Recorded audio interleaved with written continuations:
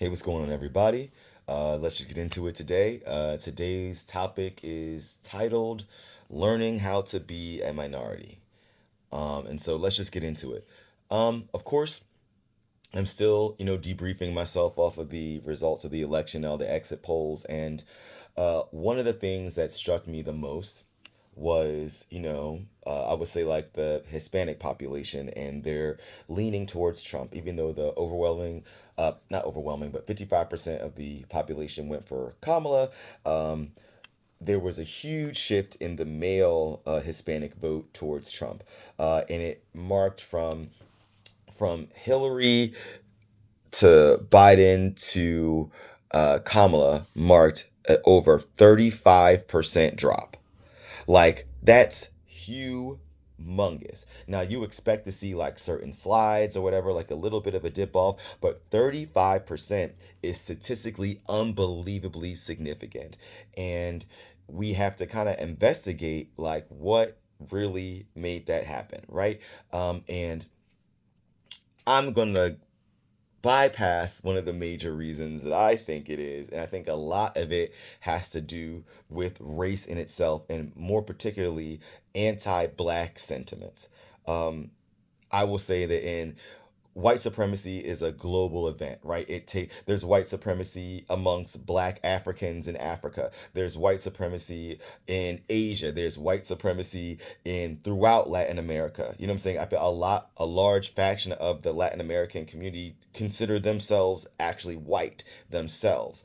But when you come to America, I don't think that's the case. Most of them would never consider a person of Hispanic descent to be like a real white person. And even in this country's history, like people from Spain were othered, you know what I'm saying, for a while. And even to this day, you know what I'm saying? Like, I would say if you're thinking of someone that's thinking of who was like a traditional white person in this nation, they would probably think like a Northwestern European person, and not really the people down in the Mediterranean area, even though they are still a part of like the growing up of what whiteness is. And I think I just want to expand on just learning how to be a minority is understanding like what whiteness is and everything else, and our classifications.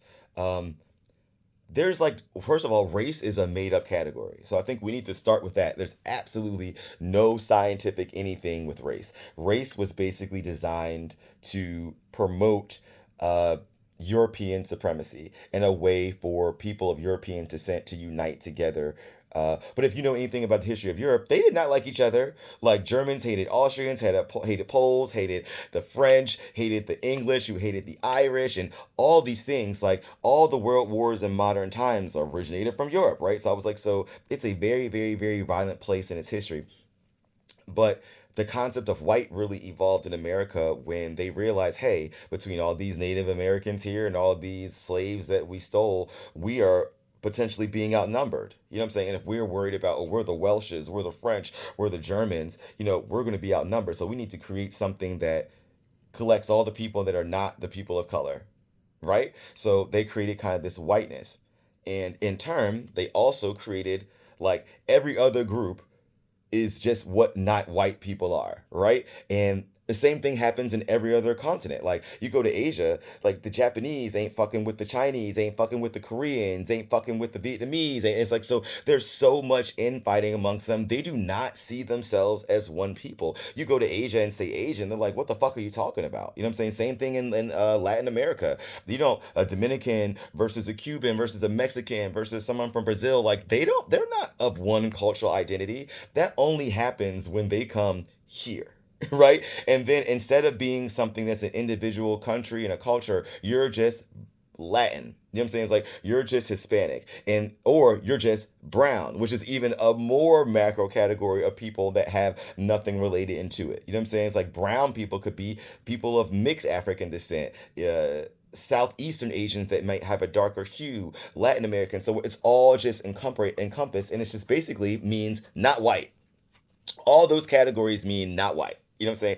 And I feel, to make a long story short here, is that's why I think a lot of Hispanic Americans, particularly, don't understand how to be a successful minority in America.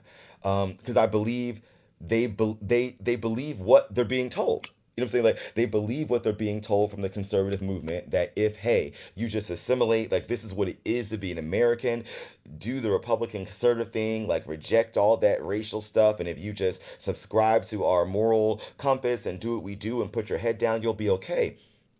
But I think what a lot of minority groups, particularly in America, Jewish people and black people know that that's all cap. It's all bullshit. And it doesn't matter throughout every single period of American history. They have completely scapegoated and attacked both of our communities for various reasons. And it's on both sides of the spectrum. And I think Black and Jewish communities uniquely know because of our history.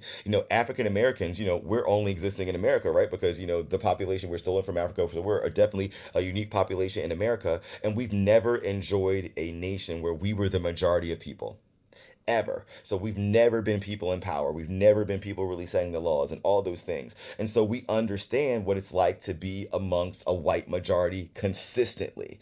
And it's like, Charlie Brown with Lucy having the football and her moving it every time. Every time we get to a certain place, the majority of the white people move the ball. You know what I'm saying? Every single time in American history. And I think black people get that. I think Jewish people also get that. You know what I'm saying? Like they've been a minority in most other global settings they've been in, but like less Israel.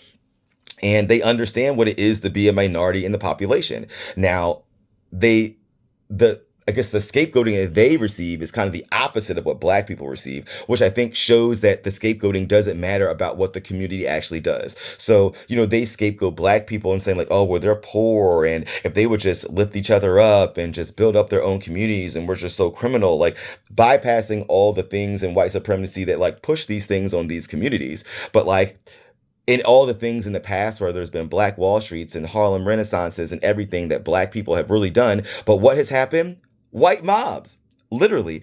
They have literally raided political buildings and kicked elected black and minority people out of the offices. They've burned down businesses. They've burned down towns. You know what I'm saying? Like, they've done all these things to thwart black progress while all the means saying that black people need to get it together. But then look at the Jewish community, right? The Jewish community on paper is probably like the second most affluent community next to like the Asians on average.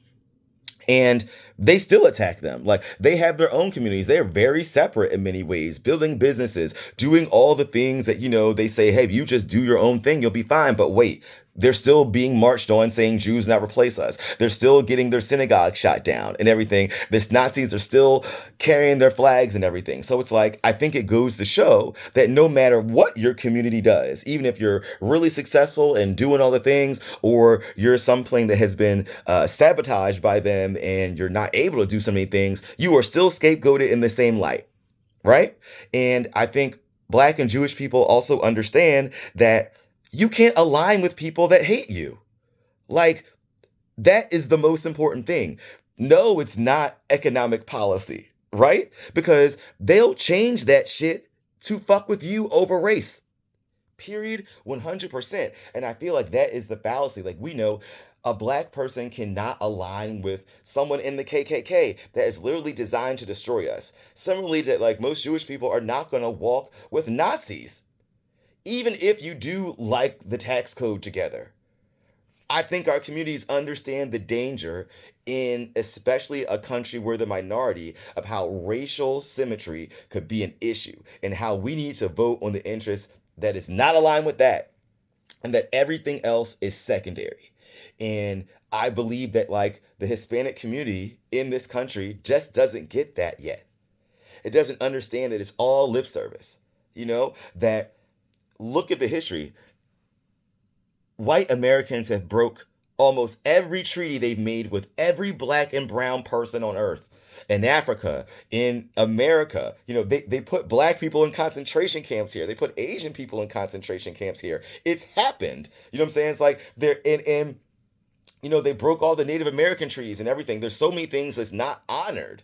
And I think like our communities know this. They know that it's Lucy moving the football every single time. But I really think that a lot of the Hispanic communities that were like voting for Trump they believe the bullshit.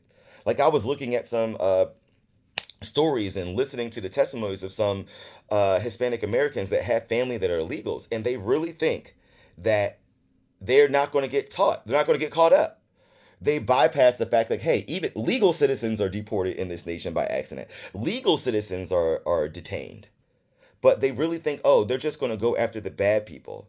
Well, I think Jewish people and black people in this country know that that's not ever what happens. That's not ever what happens. Like, it's literally like when slavery was over and black people were free. What did they do?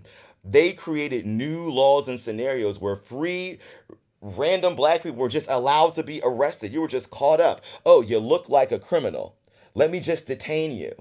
You know what I'm saying? Like, this history has happened. And what do you think they're going to have happen with illegal documentation? You're going to have your papers everywhere, right? And you don't think they're going to be a lot of people caught up? You don't think they're going to break up families? They're not going to break up abuela?